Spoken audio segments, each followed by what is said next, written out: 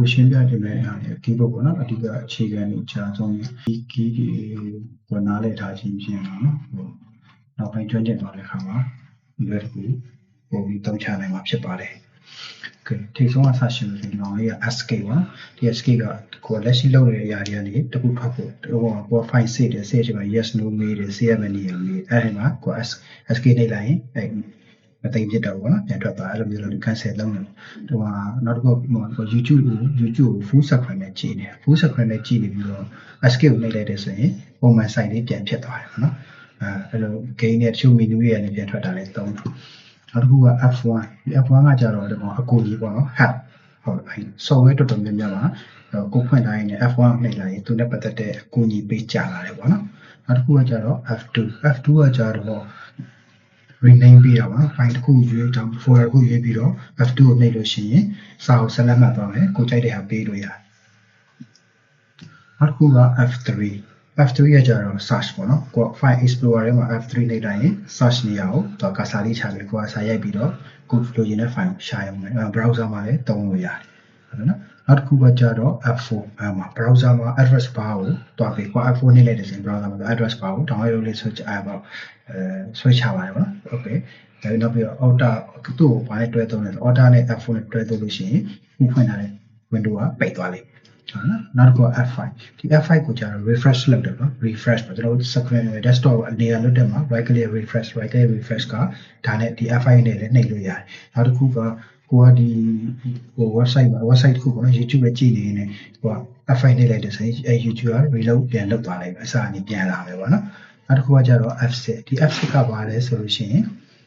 browser ရဲ့ address bar ကိုကာစာတန်းရွှေ့ဒီကောင် F4 ကကြတော့ link တွေကို download ဆွဲချဒီ ပေါ့နော်ဒီ F4 ကဟို file explorer ထဲမှာလည်းသုံးလို့ရတယ် F4 ကိုနှိပ်လိုက်ရင်ဟိုအထိတ်က address bar ပေါ့နော်စာရေးလို့ရတယ်ဟိုလက်ရှိရောက်နေတဲ့ bar က down arrow လေးတွေကြာလာပြီကိုလိုချင်တာလည်းထပ်ရွေးလို့ရသေးတယ်ဒီ F6 ကကြတော့browser မှာအဲ address bar ဟိုထိတ်ဆုံး address bar ကိုတွားပြီးနောက်ဆက်လက်မှတ်ပြီးသားဖြစ်တယ်ပေါ့နော်ဟိုကွာဒါကတော့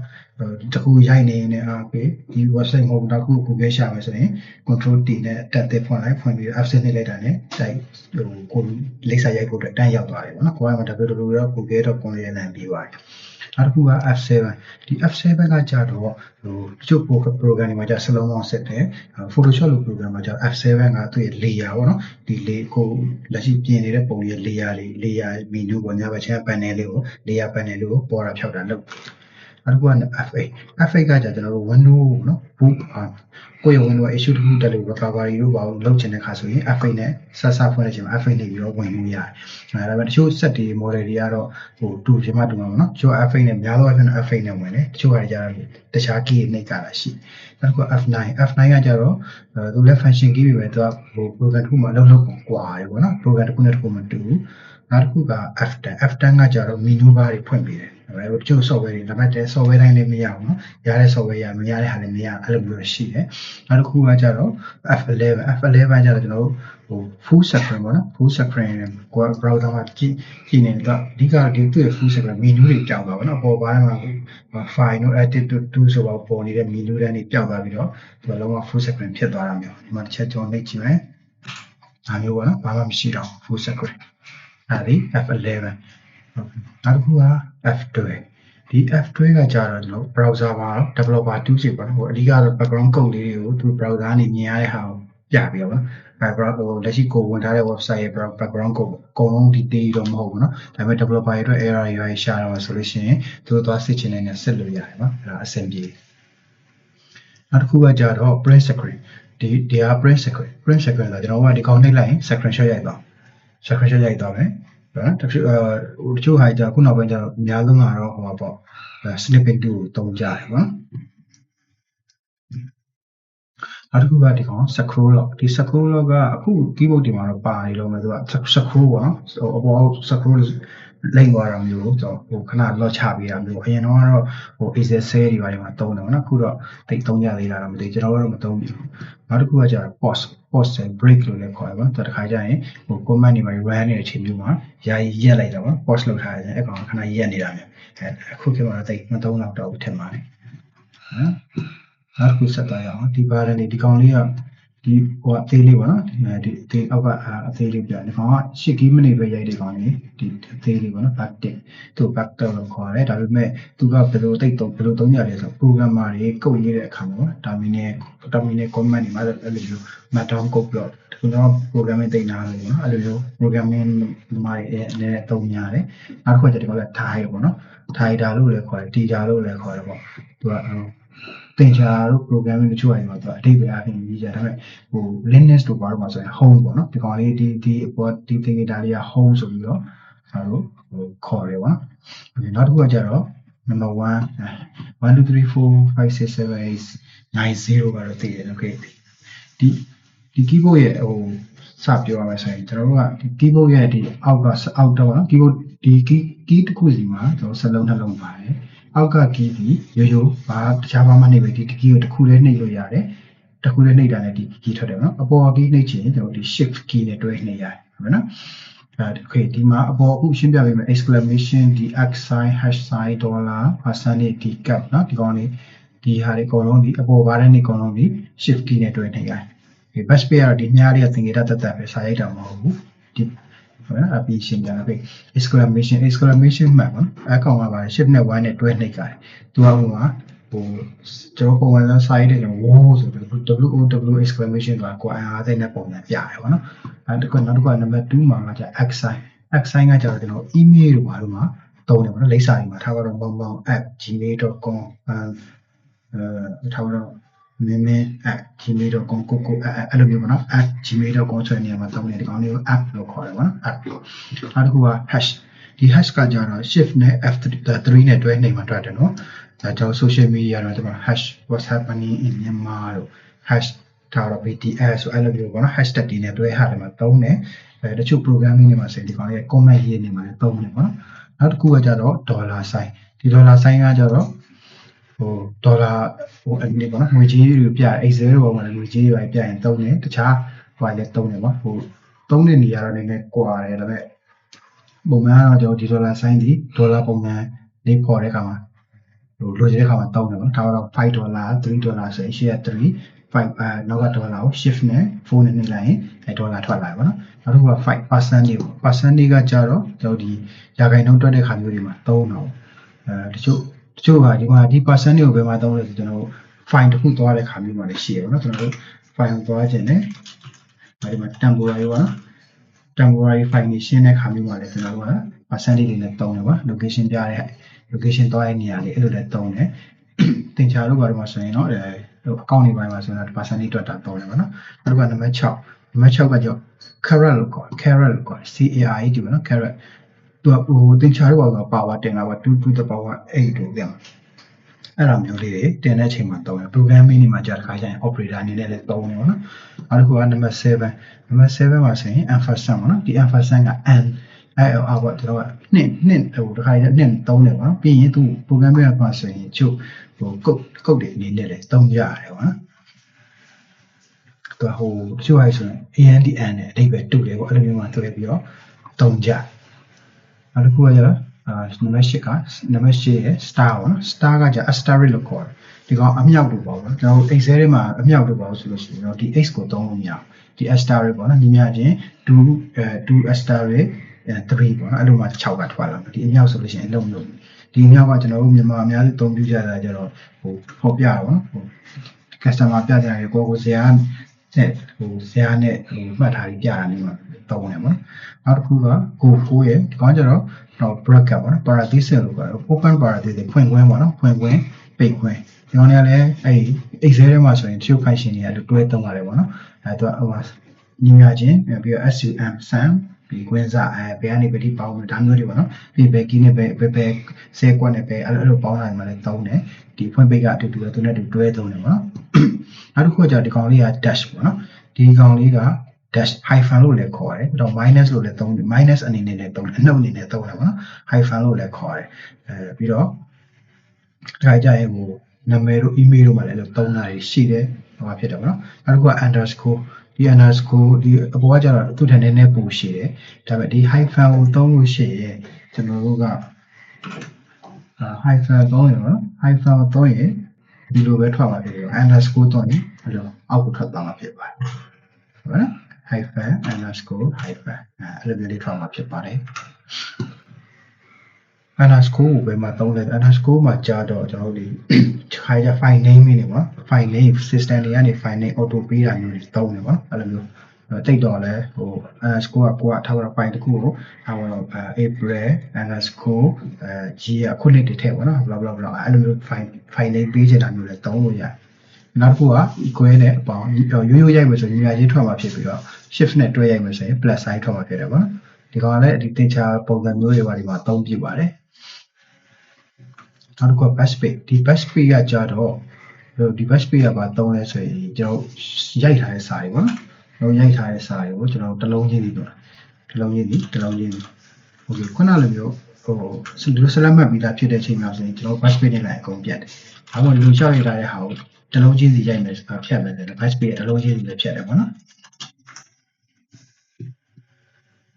โอเคဒုတိယထပ်ဒီကောင်စီ tab ပေါ့နော်ဒီ tab ကဘာလို့လဲဆိုလို့ရှိရင်ကျွန်တော်တို့ဒီ tab key ခုံတယ်ပေါ့နော်စာရိုက်တဲ့အချိန်မှာ tab key ခုံတယ်ဟို close ဒီတခုဟို button လေးတခုနဲ့တခုသွားချင်မှာ tab key โอเคကျွန်တော်ကဒီမှာ mouse နဲ့ဒီ OK ကိုနှိပ်လို့ရတယ်ဒါပေမဲ့မနှိပ်ဘူးကျွန်တော်ကဒီရိုက်ပြီးသွားရင် tab key ခုံလိုက်ရင်ဒီ OK ကိုရောက်သွားပြီနောက်တစ်ခုခုံရင် cancel ကိုရောက်သွားပြီပေါ့နော် cancel ရောက်မယ် browse ရောက်မယ်ဆိုတော့ဒီလို tab key ခုံပြီးတော့ဟိုကူးနေလို့ရတယ်ပေါ့နော်ဟုတ်နော် okay okay ဒီတက်ကြီးကနေဒီမှာဒီ P အထိပေါ့ P ပြီးသွားရင်တော့ဒီမှာ QWERTYUI ပဲဒါတွေကကျွန်တော်တို့ရဲ့ပုံမှန်စာရိုက်ကြမယ့် alphabet တွေပေါ့နော် alphabet တွေဒီမှာရှိတယ်ဒီရှိမယ်ပေါ့နော်ဒီရှိမယ် okay အဲ့တော့ဒီစာဒီ alphabet တွေစာရိုက်တဲ့ဟာတွေတော့မပြောတော့ဘူးနော်ဒီမှာဆိုရင်ရိုးရိုးရိုက်မယ်ဆိုလို့ရှိရင် okay ရိုးရိုးရိုက်မယ်ဆိုတော့နားလေနော်ဒီ okay ဒီစာရည်ကကြတော့ဘာလို့ဒီမှာတစ်လုံးနဲ့ပြထားလဲဆိုရင်ကျွန်တော်တို့ကဒီထားတော့ကိုက A ကိုရိုက်မယ်ဒီတိုင်းဘာမှတွဲမနေပဲ A ကိုရိုက်ရင် A အသေးထွက်မှာဖြစ်ပြီးတော့ဒီ shift key နဲ့တွဲနှိပ်ဖိထားပြီးတော့ A ချိန်မယ်ဆိုလို့ရှိရင် A အကြီးထွက်မှာပေါ့နော်ဒါကတော့ keyboard ပေါ်မှာအတိုင်းသွားအကြီးတွေပဲစလုံးထုတ်ပေးတာဒါကသင်္ကေတမှတ်ထားပေးတာပေါ့နော်ဒါပေမဲ့ကိုက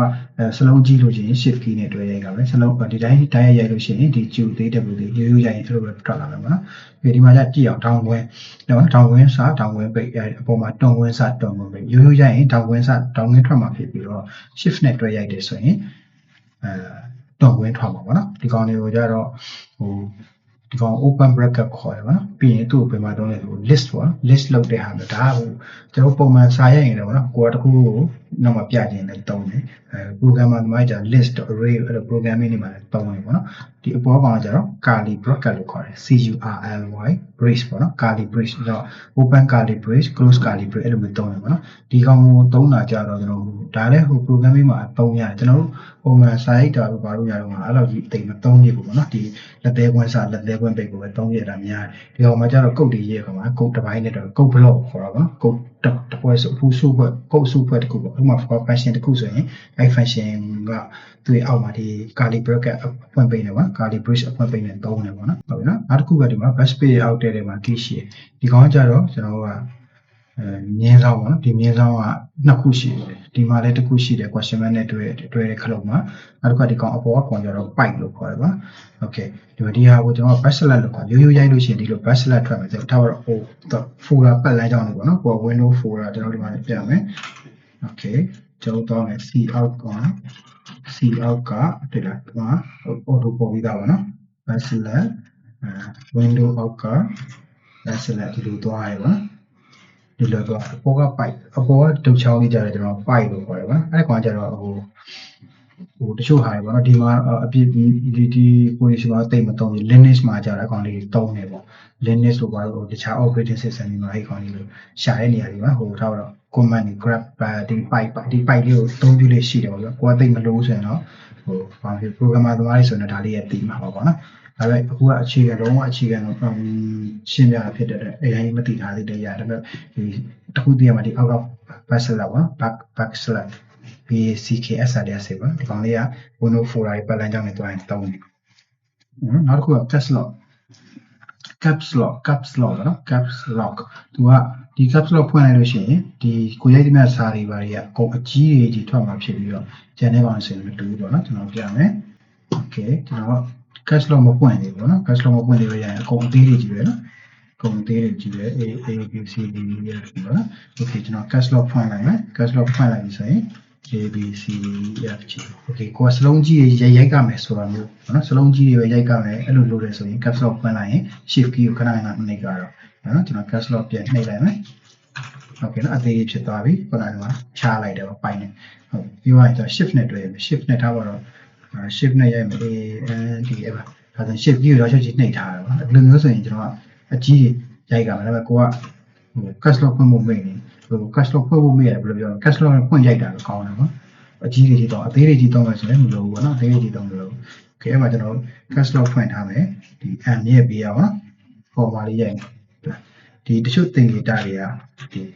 shift key နှိပ်ထားတယ်ကျွန်တော်အပေါ်ဟာမထွက်ဘူးပေါ့နော်ပြီးတော့ကျွန်တော်လည်းကနန်း shift ကိုနှိပ်ကြည့်စတားမထွက်ဘူးပေါ့နော်သူကစာတွေမှာပဲအလုပ်လုပ်တယ် caps lock ကစလုံးတွေမှာပဲအလုပ်လုပ်တယ်ပေါ့နော်ဒီကွန်ရက် web page တွေဆိုရင်ကျွန်တော်က shift ဟိုအပေါ်ရိုက်ချင် shift key တွဲကိုနှိပ်ကြမယ် caps lock ဖွင့်ထားအောင်ညောင်းဒီ caps lock ဒီ capital lock တွေပြောပါကျွန်တော်ဒီ share စလုံးတွေကို capital စလုံးကြီးပြောင်းနေတာတော့တုံးတာပါဒီသင်္ကေတလေးတော့အသုံးဝင်ဟုတ်ပါနော်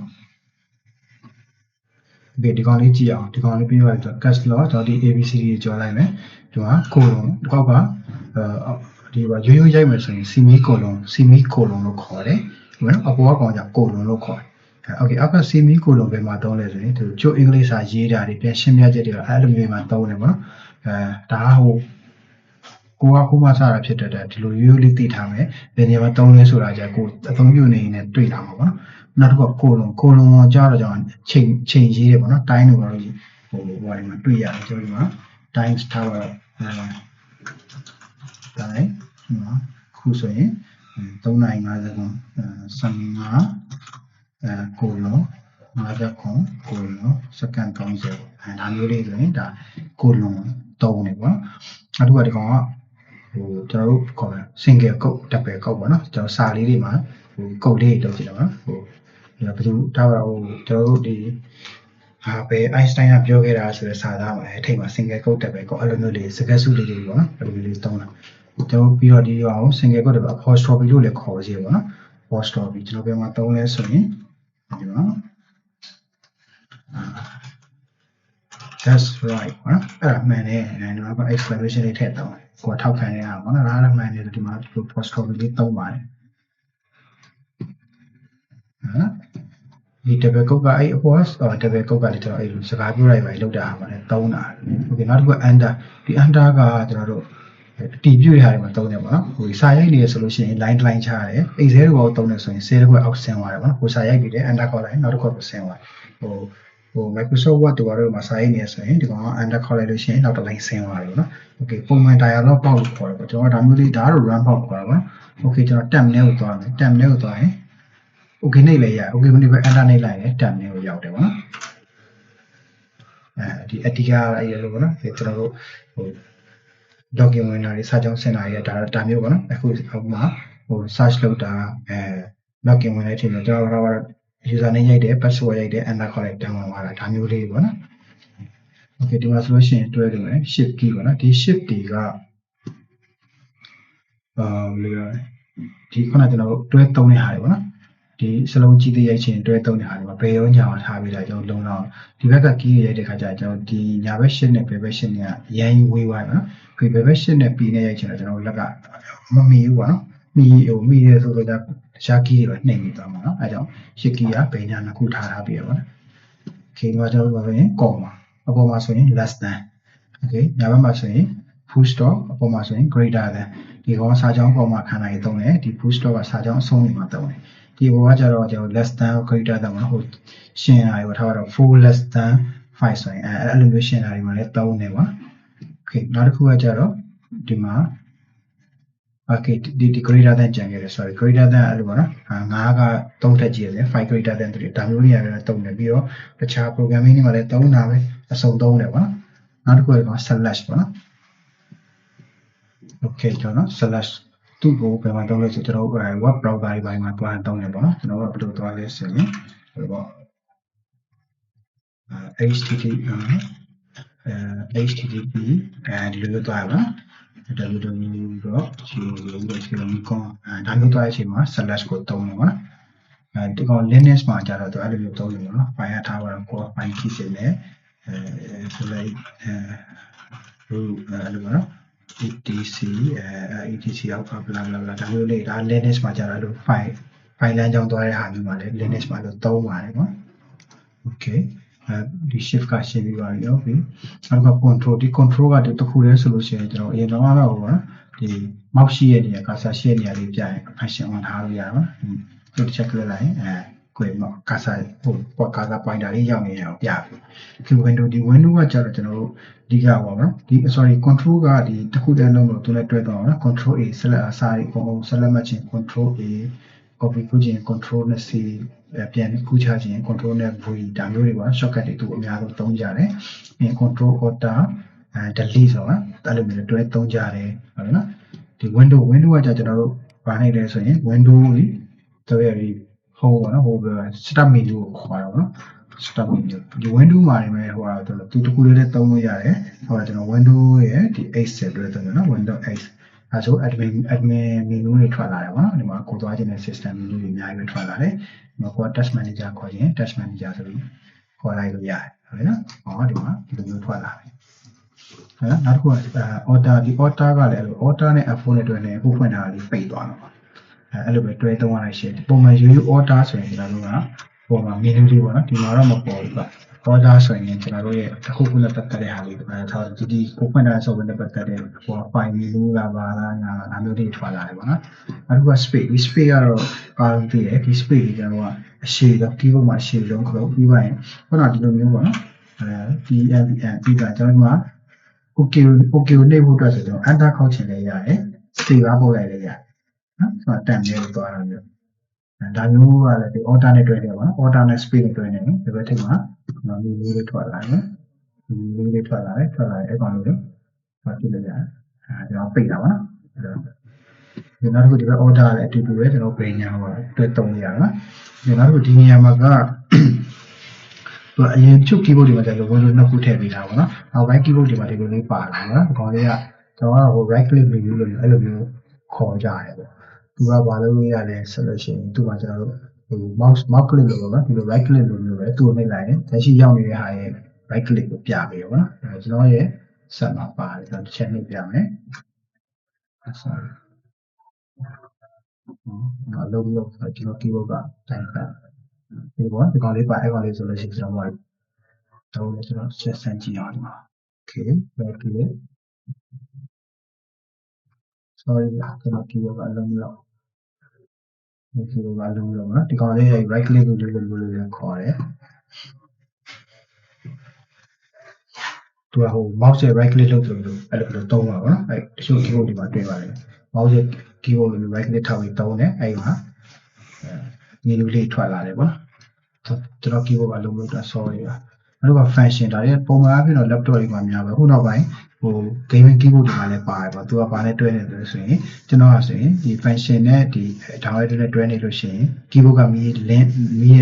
နဲ့မီးပေါ့နော် keyboard က link နဲ့မီးလေးကိုတိုးချော့လုပ်လို့ရတယ်ပေါ့နော်ဟိုမိတ်တုံးမိတ်တွေကိုအနေမြန်နဲ့ပညာ key တွေနဲ့တွဲပြီးသုံးလို့ရတယ်ပေါ့ဒါကဒီဘက် channel လေးပြတာယူပြီတခါလေးဆက်လိုက်ပါနော်တခါလေးပြီးအောင် insert ကကြတော့ကျွန်တော်တို့ဘယ်မှာတုံးလဲဆိုရင်စာထည့်တယ်ဒီခါကျ copy ကူးရတယ်ပြီးတော့ကိုရောက်နေတဲ့ cursor နေရာမှာထည့်ချင် insert နဲ့လည်းထည့်လို့ရတယ်ပေါ့နော်ဒီခါကျလည်း control V ထည့်လို့ရတယ်ဟိုကဒီ insert ကကြတော့လို့ဆိုတော့ပုံမှာစာအသစ်ထည့်ပါနော်သူပြောင်းသွားလို့ရှိရင်ဒီ insert mode ကိုသာနှိပ်ထားပြီဆိုရင်သူရှိပြီးသားစာစားထိုးပါတယ်ဒါပေမဲ့အခုခေတ်မှာတည့်တဲ့အတိုင်းတိတ်မသုံးတော့ဘူးနော်နောက်တစ်ခုကျတော့ delete ဒီ delete ကနှိပ်မယ်ဆိုလို့ရှိရင်တော့မကြီးဆိုတော့ကျွန်တော်ကနောက်ဆုံးမှာ cursor ကနောက်ဆုံးမှာ mouse ကတောင်တော့ delete မတင်မထွက်ဘူး okay home key နဲ့ရှေ့ဆုံးကိုသွားလိုက်မယ်ဒီ delete နဲ့တစ်လုံးချင်းထွက်ရအောင်နော်သူကဒီ back space လို့မျိုးပဲ okay ဒီမှာပြန်ခေါ်လိုက်မယ်ဒီလို select မှတ်နေရဆိုရင် delete ဖြတ်ပုံပြရတယ်ပေါ့နော်ရှေ့ဆုံးမှာသူကရှေ့ဆုံးကနေစနောက်ကဟာကိုဖြတ်တာ cursor ရဲ့နောက်ကကောင်ဖြတ်ပြီးတယ် delete ဟုတ်နော် back space ကကြတော့ cursor ရဲ့ရှေ့ရကောင်ဖြတ်တယ် back space ဒါ back space cursor ရှေ့ရကောင်ဖြတ်တယ်ပေါ့နော်အဲ့ဒါက home ဒါဟိုကိုယ့်ရဲ့ဒီ web browser တွေဘာတွေမှာဆိုလို့ရှိရင်ဒီက home ကိုနှိပ်လိုက်ရင်အပေါ်ဆုံးရောက်သွားတယ်ပေါ့နော်ကိုက browser တစ်ခုbrowser တစ်ခုကြည့်ရတဲ့တခြား website ဝင်လာတယ်အဲ့ဆိုလည်းအဲ့လိုအောက်ဆုံးသွားတာပေါ့နော်ဒီ page ကကြတော့တစ်မျက်နှာလေးကို separate တစ်မျက်နှာလေးကိုတက်မယ် page တောင်ကတစ်မျက်နှာလေးအောက်ကိုကြာဒီ key တွေတည့်တိုင်းပဲမြင်တာနဲ့သိတာပေါ့နော်ချို့ key တွေက ဒီဟာဆိုရင်ဘယ်ဘက်သွားမယ်ဒီကောင်ဆိုအောက်ဆင်းမယ်ဒီကောင်ဆိုညာဘက်သွားမယ်အပေါ်ဆိုလို့ရှိရင်အပေါ်တက်မယ်ပေါ့နော်ဒါကာဆာတွေရွှေ့ရတဲ့တုံးတယ် Microsoft Excel မှာဆိုစက်ကွက်လေးတွေပေါ်တက်အောက်တက်အဲ့လိုမျိုးတုံးတာလေးလည်းရှိရပါတော့အဲ့မှာလည်းတုံးတယ်ဒီဘက်ကကျတော့ number log ပါ number ဒီ number log ကကျွန်တော်ဟို calculator ပုံစံမျိုးကိုထားပါတော့ကျွန်တော်ဟိုချို့ပါဆိုလို့ရှိရင်ဒီ city map တွေမှာတွေ့ဘူးလေဒီလိုမျိုးဒီဘက် chain မပါဘူးနော်ဒီဘက် chain လေးပဲသူတို့တခါလေးကနန်းတွက်တာပဲမှန်ပြန်အောင်အဲ့လိုမျိုးဟိုထည့်ပေးထားပါနော် manual ထည့်လို့ရတဲ့ဟာတွေမှာအဲ့ city map မှာအဲ့လိုမျိုးတုံးတယ်ပေါ့ဒီမှာကျွန်တော်တို့ဟို